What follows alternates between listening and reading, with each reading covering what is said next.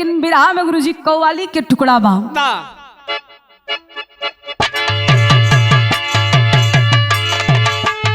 वाह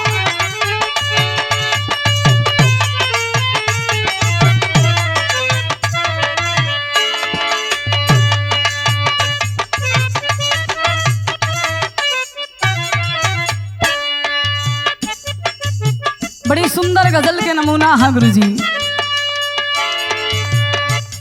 कोई आशिक अपने माशुका से कहे, कोई भक्त भगवान से कहे, क्या कहे गुरुजी?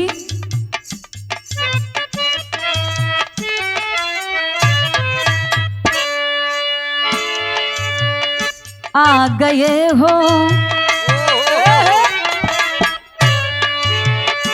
आ गए हो तो जाने की जिद ना करो, आ गए हो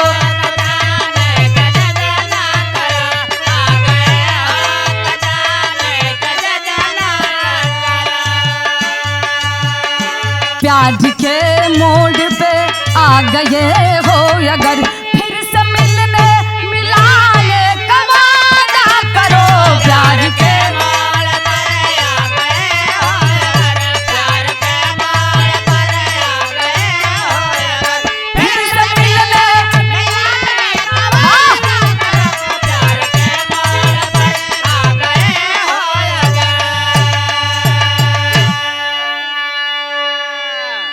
लेकिन बिरहा में कवि जी समाज के देख के एक लाइन लिखत हुन भाव में का जिया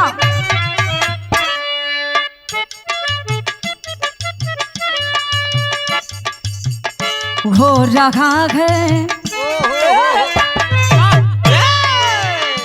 हो रहा है वही जो नहीं चाहिए,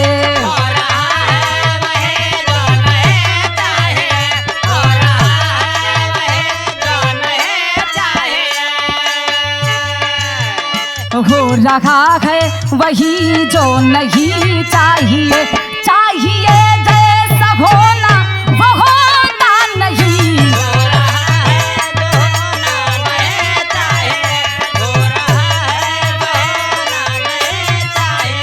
चाहिए जैसा होना वो होता नहीं,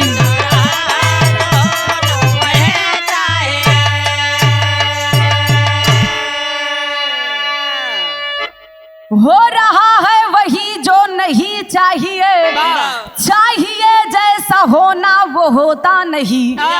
समाज में बाबू देखे के मिलेला जोन जरूरी होला उ तो समाज में ना होत बा, लेकिन जो ना जरूरी बा उ समाज में देखे के मिलेला।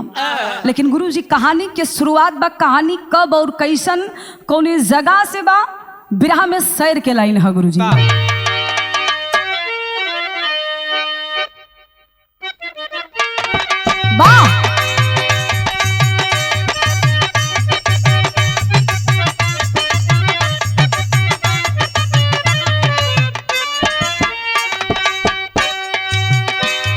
हो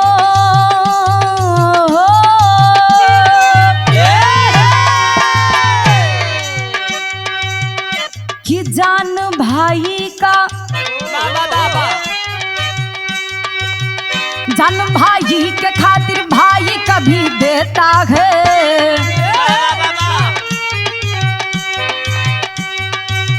जान भाई के खातिर भाई कभी देता है, जान भाई की कभी भाई ही तो लेता है।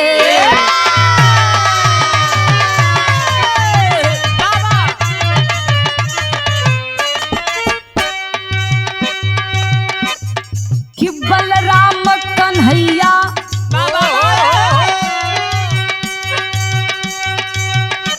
बलराम कन्हैया ही दोनों ही सगे भाई थे, जो खुलाल के जीवन के जो कमाई थे,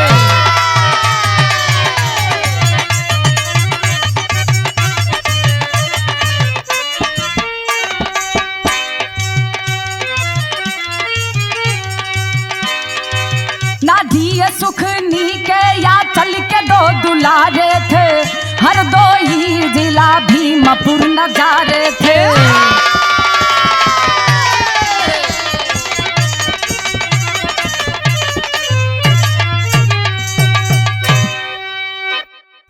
के शुरुआत बा कहानी उत्तर प्रदेश के अंदर एगो जिला जौने जिला के नाम हरदोई बतावल गईल बा। हरदोई जिला के अंतर्गत भीमापुरा नामक एक छोटा सा गांव, जौने गांव में एगो छोटा सा परिवार, जौने परिवार के मुखिया के नाम जोखू लाल बतावल गईल। जोखू लाल के पत्नी के नाम सुखनी। जोखू लाल और सुखनी के 2 गो औलाद भइलन।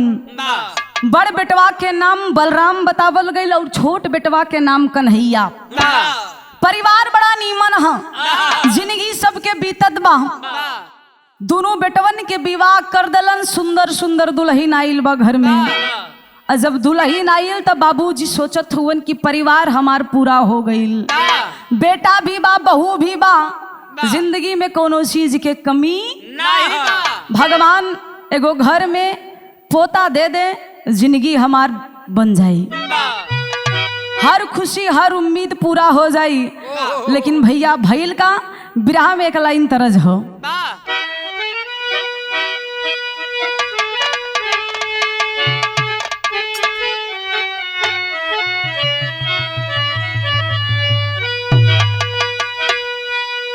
वह गीत के लाइन बा कोनो दुल्हन के दुल्हा परदेश गईल बा कमाए खातिर। वो करिए मिल में एकदम सही पकड़ा।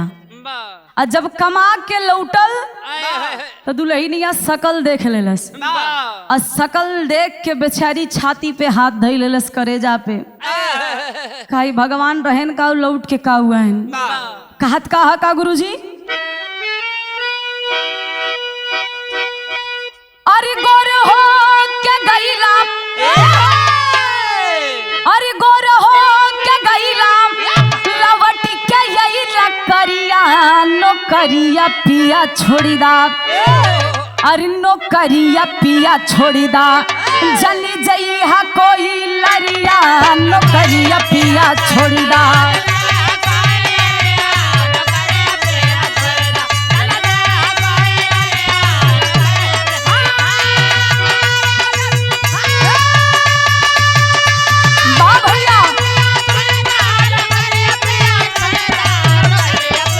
क्या बात है।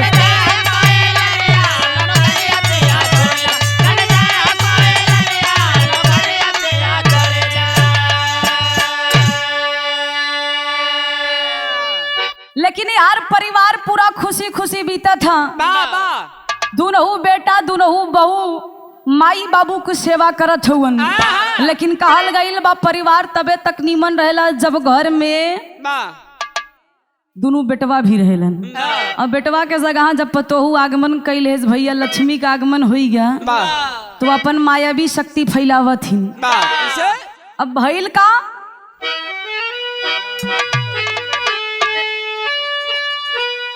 अरे भाई जब बेरावे लागे, अरे भाई जब बेरावे लागे, अरे भाई के डगरिया प्रीतिया छूटी जाला, अरे प्रीतिया छूटी जाला, अरे यहू ते घर में घरिया प्रीतिया छूटी जाला।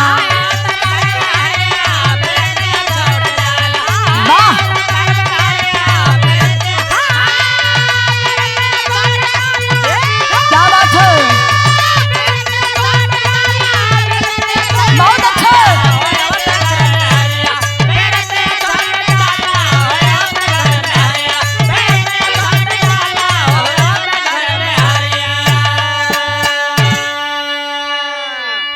जब दुल्ही घर में आई जोन भाई भाई में कहीं थरिया में खात रहलन, एक रोटी में आधी रोटी भाई खाए तो आधी रोटी एक वा भाई। बलराम कन्हैया जानला एक दूसरे के बिना देखे चैन के नींद सोवत ना रहलन। जब से दुल्हन आ गई तो दोनों भाई के बीच में दरार हो गई। आज एक भाई के देखे ना चाहत बा ए बाबू, लेकिन यही बीचे भइल का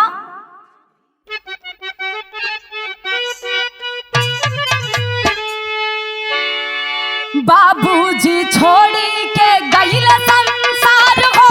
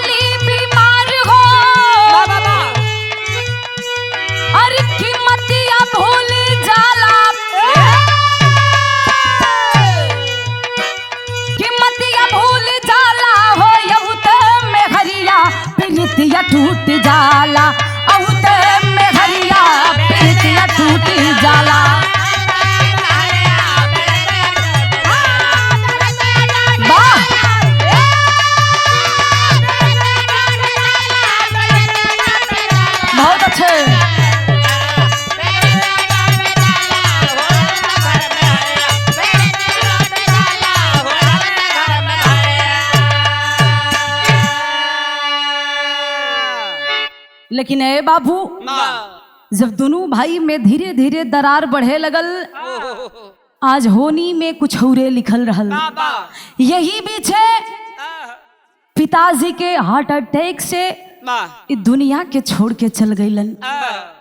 बाबूजी के गईला के बाद ए बाबू माई के सदमा लगल बा। एक तब बेटवन के बीच में दरार के दिखलन और अपने पति के दुनिया से छोड़ के गईला के बाद आज माई बिस्तर पे पड़ी है ए बाबू, बीमारी से तड़पत बा। लेकिन बार समय बार जमाना, आज दू गो औलाद हुवन, लेकिन माई के पूछे वाला केहू ना बा। यही से बाबूजी समय में और आज के जमाना में कितना परिवर्तन हो गई बा। अब दोनों भाई माई के साथ कैलन का बाबू, बिरहा में ठे तरज हो।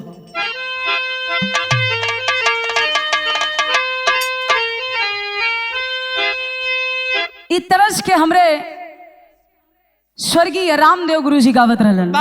कैसे बा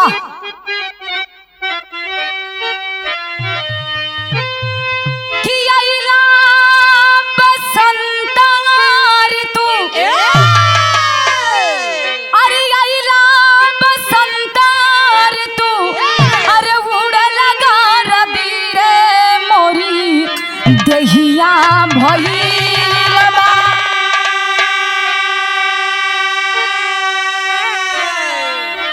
कि मोरी दहिया भइला बापी यारा रदी रे, मोरी दहिया भइला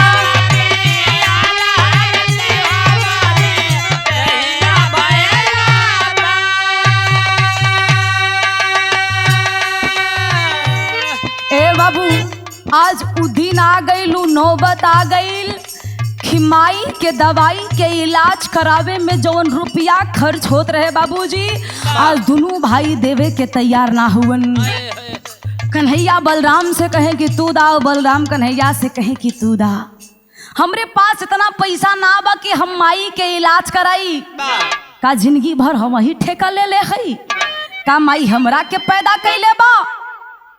लेकिन जब माई देखा था कि दोनों भाई लड़त हुए तो माई कलस की ये बेटा हमार इलाज मत करावा, लेकिन दोनों भाई लड़ा मत। बलराम कन्हैया माई के डांट के कलन की, ये माई तो के का करे के बता, तो बिस्तर पे पड़ल है, लेकिन हमनी के जिंदगी बर्बाद हो था। माई रो रो के कहा था कि बेटा तू का बोलत हुआ?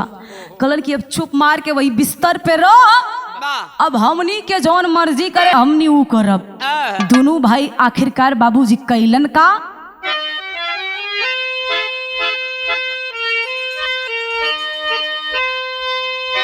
अरे लाख मना कैली नहीं, अरे लाख मना कैली नहीं, अरे मान घीरवा रे उठे, अरे उठे माई के करे जावा का ठीना पीरवा रे उठे, माई के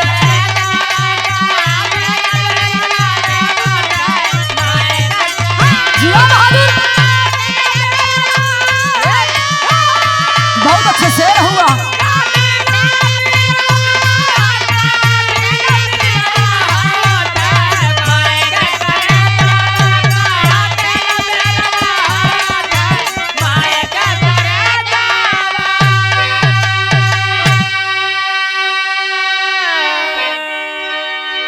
दोनों भाई के समझावत माई थक गई, लेकिन लड़का माने खातिर तैयार ना हुवन। आज स्थिति देख के माई के बीमारी और बढ़त था। यार भइल का गुरुजी?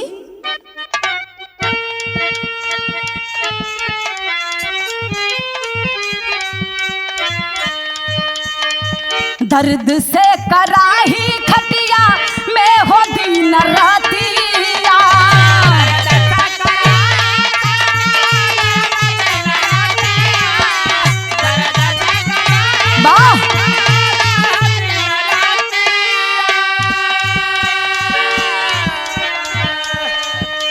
हो दिन देखे बादे आवे ना मऊतिया,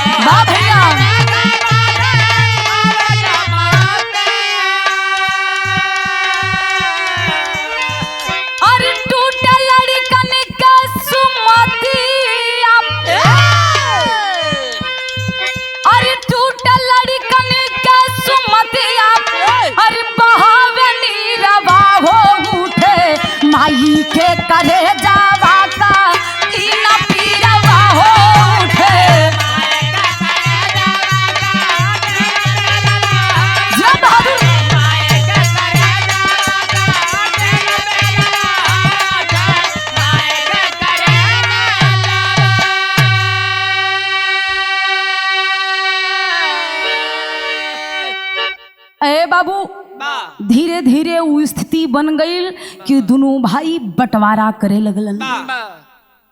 दोनों भाई कलन की हमनी के एक में रोटी खायल एकदम जियल दुश्वार हो गई बा। अब बंटवारा होए के चाहिए, परिवार बढ़ा था, खर्चा बढ़ गई बा। अगर हमनी अलग अलग रही तब माई के दवाई के पैसा दोनों भाई बराबरी से दे। बाहरे लइकन के सुमति आज सुमति कुमति में बदल गई है।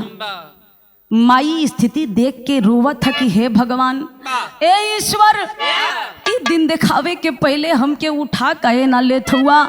इस दिन हमरा से ना देखल जाता।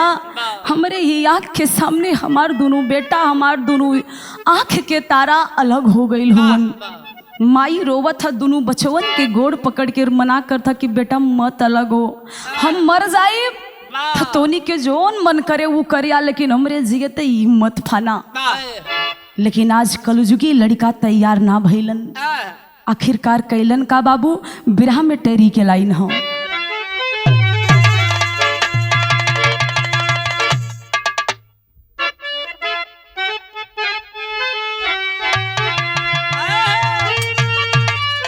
वाह। अरे घोड़े पर दुर्दिन दूल्हा आ गया, तो सब कुछ अलग हो जाई, तबले जली ये चूल्हा, यरे हो चूल्हा, यरे हो चूल्हा। सब कुछ अलग हो जाई तबे जली अब चूल्हा, घोड़े पर दुर्दिन दूल्हा आ गया। दोनों भाई ठान लेलन कि घरे में चूल्हा तब बरी जब ले लगाया न जाए तब, जब तक कि घर में अलगौझी ना होई। अलगौझी एक चीज के ना होई, पाई पाई बाबू के बनवल जोन चीज बा ओकर भी अलगाव हुई। हर चीज में 1/2 हुई। माई बिस्तर पे पड़ी हर रोवत था कि बारे भगवान, बारे दुनिया के मालकी, आज हमके कहा दिखावत हुआ। ए ईश्वर, निवेदन बा कि उठा ला हमके, अब जियल ना चाहत बा। माई कहते बा, लेकिन बाबूजी यार दोनों भाई गांव के मुखिया के बुला के पाई पाई के बंटवारा कर देलन। जितना जर जमीन रहल बाबू के बनावल संपत्ति के सब के बांट देलन। और जब बंटवारा भइल तब माई बीच में पड़ल है खटिया पे। प्रधान जी कहलन कि बेटा हर चीज के बंटवारा कर लेला। हई माई तो आर के में जाई के ले। दोनों भाई खड़ा हुआ, लेकिन केहू के मुख से जबान छलत ना बा कि माई हमारे पास रही। कन्हैया बलराम के देखत हुवन, बलराम कन्हैया के मने मन यह सोचत हुवन कि कन्हैया अगर माई के ले लेतेन तो खर्चा कम हो जाई। अब बलराम सोचत हुवन कि कन्हैया ले लें, और कन्हैया सोचत हुवन कि बलराम ले लें। लेकिन माई के खातिर केहू बोलत अरे बाबू, माई सोचत था कि दुनिया ई जमाना कहाँ तक चल गईल बा। बारे उ औलाद, बारे ई जमाना। आज माई के बंटवारा करत हुवन। कैसे गुरुजी? बिरहा में ठे तरज ह।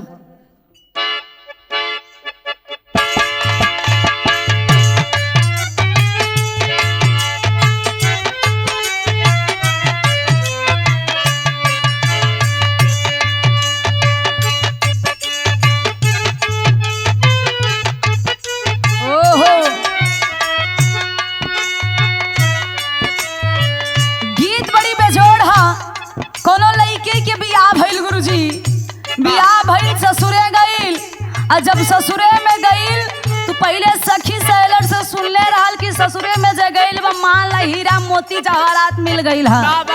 खूब बढ़िया से खातिरदारी भइल, लेकिन जब बेचारी के साथे बैल तो सुना था कि रे बप्पा यहाँ तो कुछ ना लौका था, इस सपना पूरा बेकार हो गईल बा।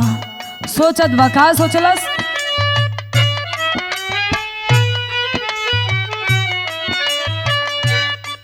कहे ओहो ये कहा था, सुनिला की ससुर में झरझर मोती झरे।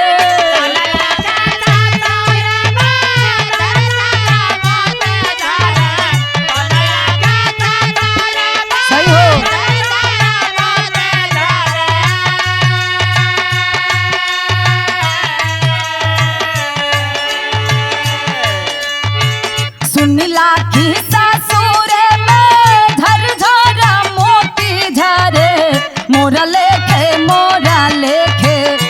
लेखे सतुआ सा पनमा हो बाबूजी।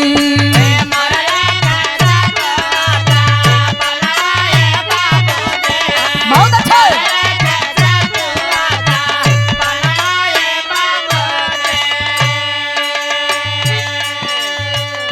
आज हे बाबू झुने लइका के माई 9 महीना अपने कोख में रख के खुद ना कैलस दुनिया के देखौलस। 9 महीना बाद चाहे ठंडी हो चाहे गर्मी हो चाहे बरसात हो अपने लइका के ऊपर कभो आँच ना बेदेलस। खुद सूखा खाए लेकिन बेटा खातिर हमेशा व्यवस्था करे कि हमरे बेटवा के पौष्टिक आहार मिले। लेकिन आज वो बेटा माई के साथ का कैलन बाबू।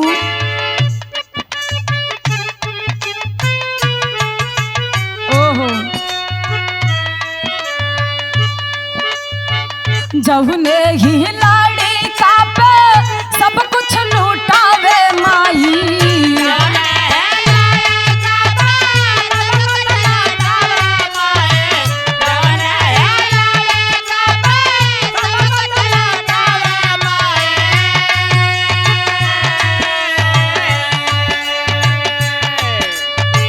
जौने घी लाड़ी का सब कुछ लूटावे माई।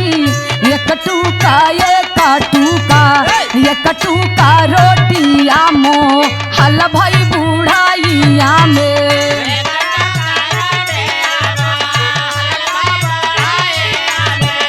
वाह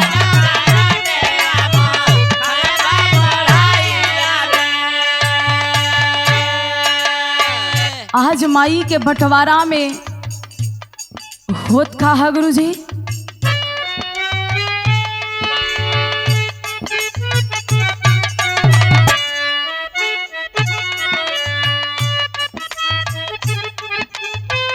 आज माई के साथ में दोनों भाई बंटवारा कैसे कैलन। 15 ही दिन छोटका 15 ही बड़का साथे।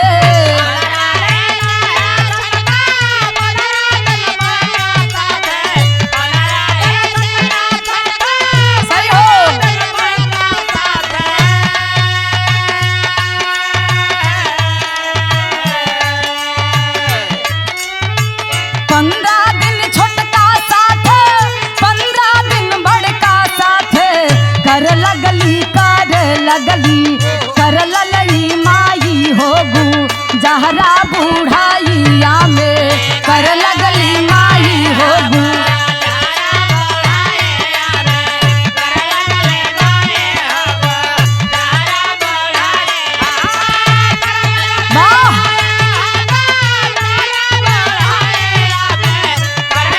बहुत अच्छे। क्या बात है।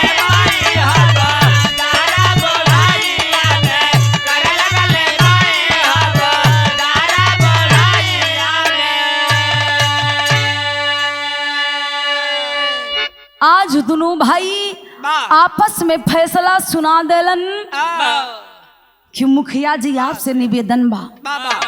माई तो हमने दोनों लइकन के पैदा कैले हन। अगर एक में रही तो ना इंसाफी बा। माई दोनों के साथ रही। मुखियो जी मुस्कियात हुवन की लड़िकन के बुद्धि देखा। कलन की हमनी के मर्जी है बा फैसला ही है बा। महीना के 30 दिन होखेला। 30 दिन में 15 दिन बड़का भैया के साथ में रही और 15 दिन हमरे पास। अब दोनों भाई में बंटवारा हो गई। माई 15 दिन कन्हैया के साथ में रहे और 15 दिन बलराम के साथ। लेकिन कबो कबो महीना में 31 दिन भी होला। और जौने महीना में 31 दिन होई उ एक दिन माई के साथ का होत रहे भैया।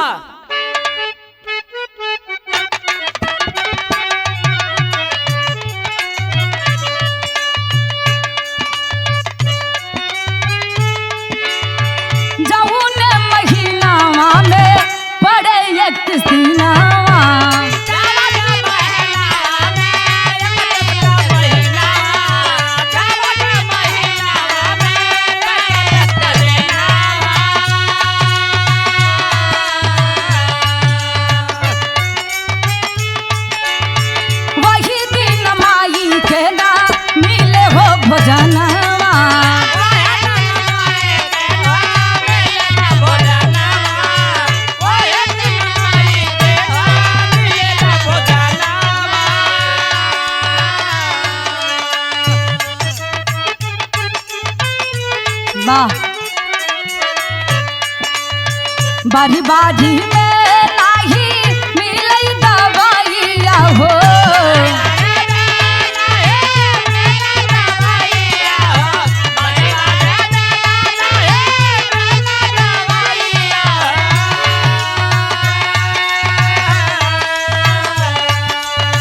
बारी बारी में नाही मिलई दवाइया हो, उल्टा सुनेली माई उल्टा सुनेली सबके घरी बुढ़ाइया में, उल्टा सुनेली सबके।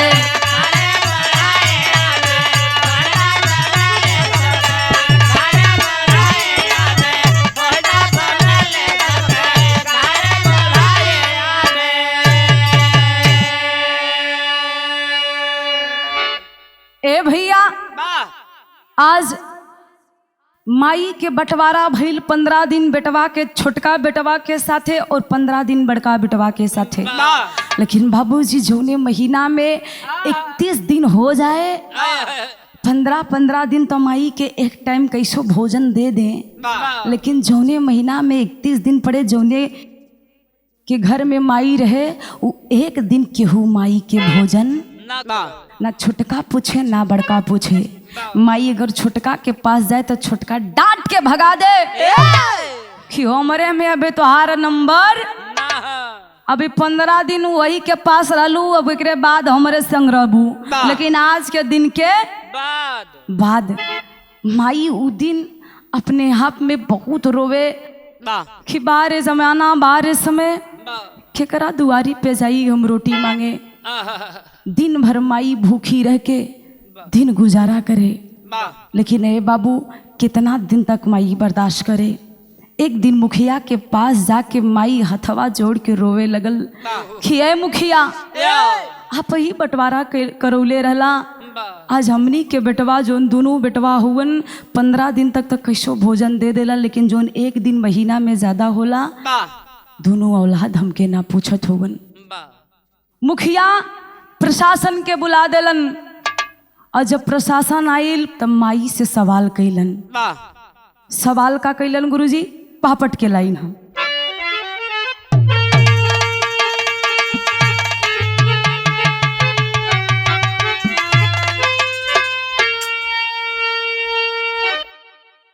जब प्रशासन दुआरी पे आयल माई से पूछा था, माई हाथ जोड़ के पूरी सच्चाई बतौलस कि ना हमके दवाई होता ना एक दिन महीना के केहू भोजन देत बा।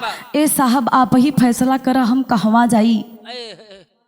साहब डांट फटकार के दोनों बहू के समझौलन, चल गईलन, लेकिन जौने के पारी आयल रहे आज अपने बुढ़िया माई के वो बहुत ताना मारा दिया। का कहे गुरुजी?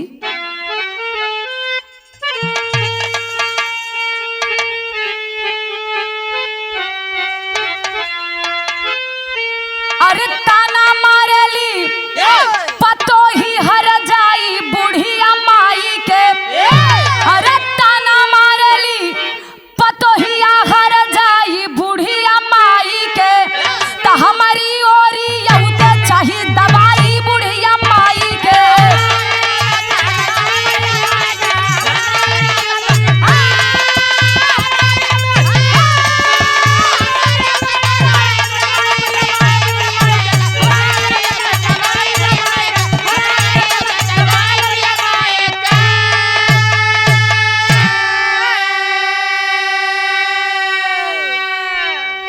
बहुत ताना मारे लगल कि जब तू हमरे ओरी आवेलू तब तुम्हारी है नाटक रहेला। आज तुम्हारी इतनी बड़ी हिम्मत की तो पुलिस के बुला देलू। एक बात सुना, ना तोरे चले के शक्ति बा ना बोले के हिम्मत, कहियो तुहार ऐसा नौबत आ जाई कि घरवे में रह जाइबू, अब बाहर भी देखे के तोके नौबत ना मिली। अरे बाबू माई डरा गई। माई कलश की बहू हम दिन भर भूखी रहले, हम का करी, हमके बताब तो अहू तो हमके एक रोटी ना देलू। पतोहिया कलश के सुना, जब तक बड़की में रहेलू तब तक तोरे को वो दवाई के जरूरत ना पड़ेला, और जब हमारे में बारी आवत तब तोहार कबो हाउ पिराई कबो हाई पिराई कबो बुखार होई का हुआ तो के अमृत मिला था यहाँ जहर देते जोन तोरे बीमारी चालू हो जात बा। हे बाबू माई ताना सुन के रोवत था कि बहू हम नाटक ना करत हई, सचमुच के हम बहुत बीमार रही। अगर हम तोरा से ना मांगब तो केकरा से मांगब? जब तक ओकरे पास रहीला तब वो दवाई करावेला, अब तोरे पास आई तब तो वही दवाई करावा, हम कहाँ जाई? माई रो रो के हथवा जोड़ के कहा था, लेकिन बहू माने के तैयार ना बा। कैलस का गुरुजी?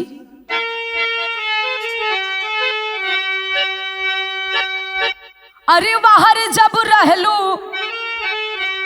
ए कहू बेर ना पिराले हमरे लगे यउते तोहर पीरा ना सहा।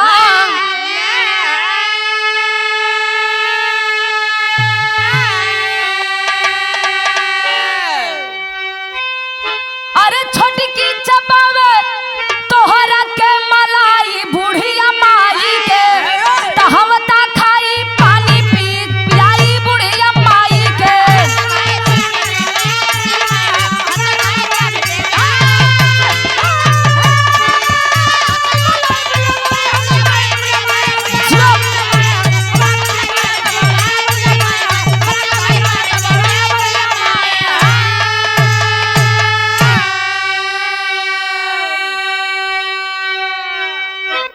अब बड़की में रहे तो छोटकी कहे, और जब छोटकी में जाए तो बड़की है कहे कि जब तक छोटकी में रहलू का तो के छोटकी मलाई खियावा था जो नहीं यहाँ उते मान तोरे बीमारी पकड़ लेत बा। हमनी छान पानी देला जहर घोर के पियाइला। माई के बात सहल ना जाता, लेकिन आज भइल का गुरुजी? आल्हा के लाइन हम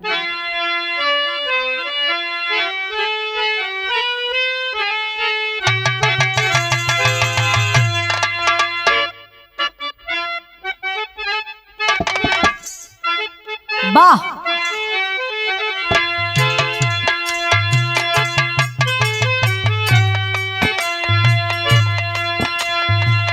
हाय रे जमाना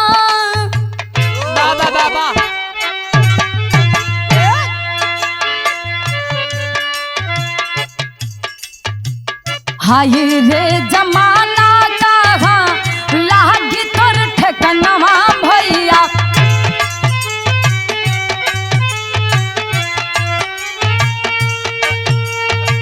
जाग हमाई बाप के कादरिया ना बा।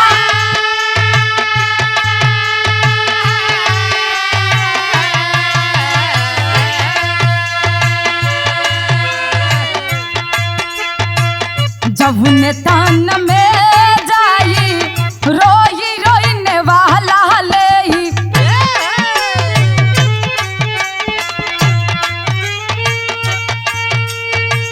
सोने के पलांगिया पे काटावा बिछा।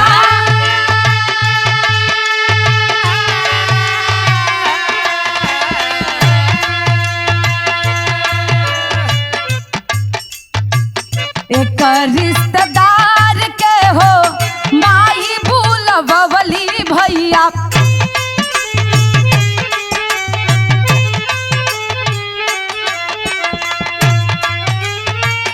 दिहली कचहरी में यारा जी लगा।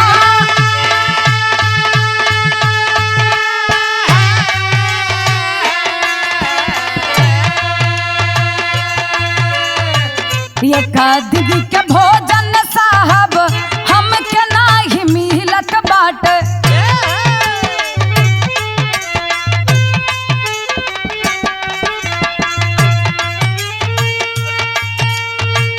एक टाइम बुढ़िया के हो दादा।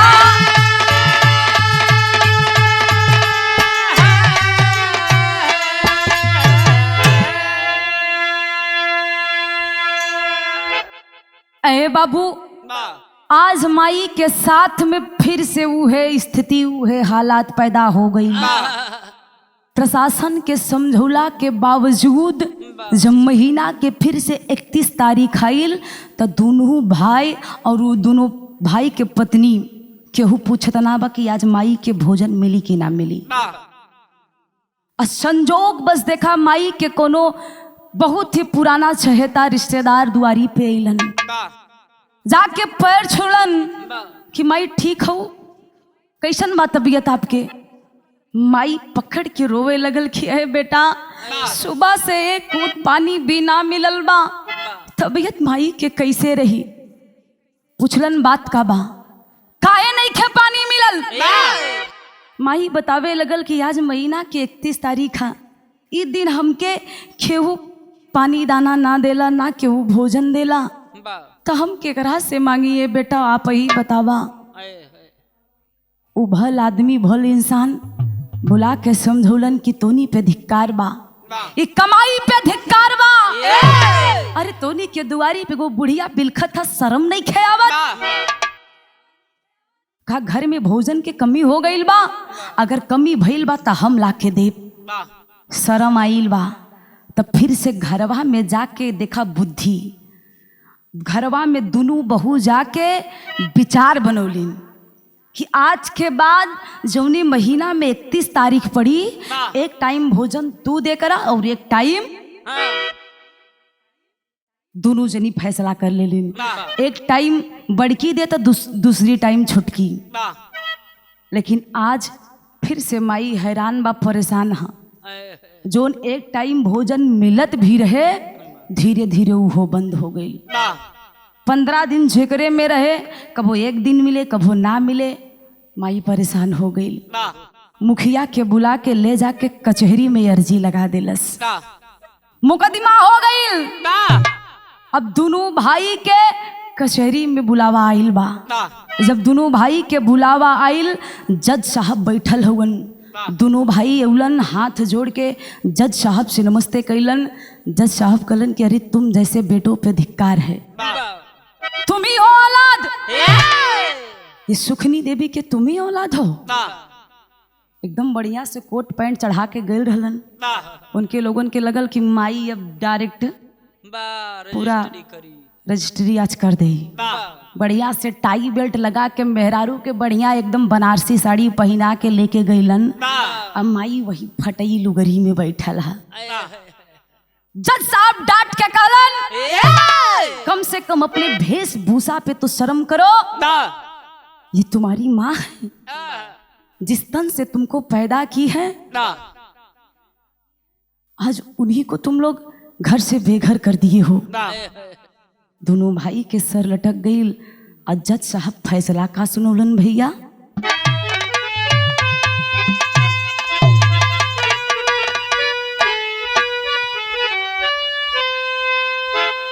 अरे जज साहब सिंहासन से सुनावे फैसला, चली करम या माई के बढ़ावे घोसला।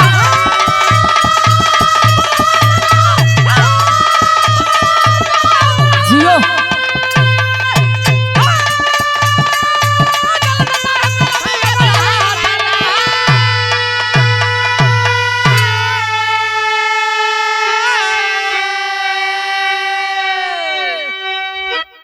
ए भैया, आज जज साहब के कहल गइल बा कि भगवान के दर्जा दिहल है।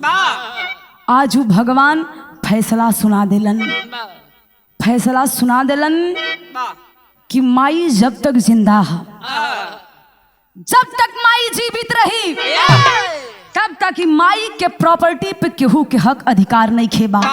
वो चाहे छोटका बेटवा हो चाहे बड़का बेटवा हो, केहू के कोनो हक अधिकार ना बा। चाहे जमीन हो चाहे घर हो चाहे जौन कुछ भी हो। और एगो बात, और जब तक ही माई जिंदा बा तब तक ही माई के घर में दोनों औलाद कदम ना रखी हैं। जब माई जज साहब के फैसला के सुनलस और दोनों लाल के अपने तरफ देखा था, आंखें नम बा। ए बाबू, माई सोचे लगल कि अगर हमार दोनों बेटवा घर से बेघर हो जाइए तो जइहा कहाँ। आज एगो माई के ममता उमड़त है। ए बाबू, आज माई के साथ में कितना दुर्गति भइल बा, लेकिन फिर भी माई के कलेजा अपने लाल खातिर तड़पत था। हाथ जोड़ के माई निवेदन कैलस कि ए साहब ये हमार दोनों आँख के तारा अगर घर से बाहर हो जाइए तो कहवा जइहा केकरे दुआरी पे जइहा। निवेदन बा पैसन फैसला मत सुनावा। जब माई हाथ जोड़ के जज साहब से निवेदन करत था बाबूजी, दोनों लड़का माई के देखत होगन और अपने आप पे पछतावा करत होगन कि हमनी माई के साथे का कैली। आज हमरी के माई हमनी के घर से बेघर होवे खातिर कितना विनती करत बा, जबकि हमनी माई के साथ कुछ वो ठीक ना कैले गई।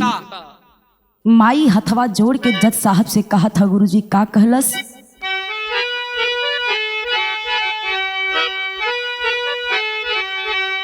अरे हाथ जोड़ बुढ़िया माई जज साहब को पुकारी,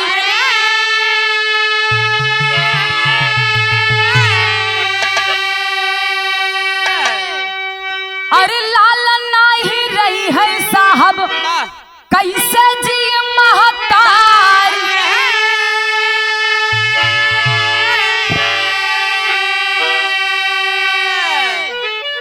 अरे भले सुतई है भूखे हमके हमारे सथवा चला, तो चली कलमिया माई के बढ़ावे घोसला।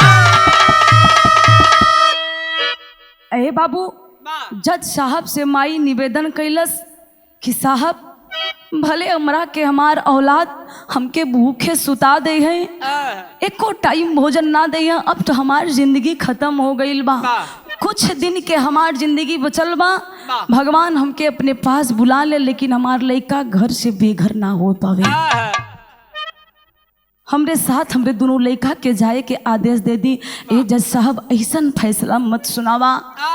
आज दोनों लड़का के आंख में आंसू आ गई, अपने किए पे पछतावा भइल, अझा के हाथ जोड़ के माई के गोड़वा पे गिर के रोए लगलन कि ए माई हमनी तोरे साथ का कैले आज, लेकिन तू अपने लाल के बचा ले लू घर से बेघर होवे खातिर। बाबूजी यही से कहल गईल बा कि पूत कपूत हो सकता है पर माता कुमाता नहीं हो सकती। आज अपने दोनों औलाद के माई बचा लेलस। बिरहा के अंतिम और आखिरी लाइन बा,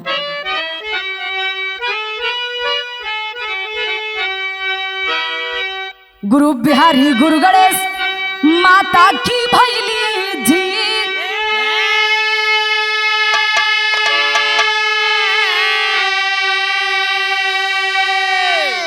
अरे स्वर्ग चंद्र का जज साहब ममता मरे न सीख,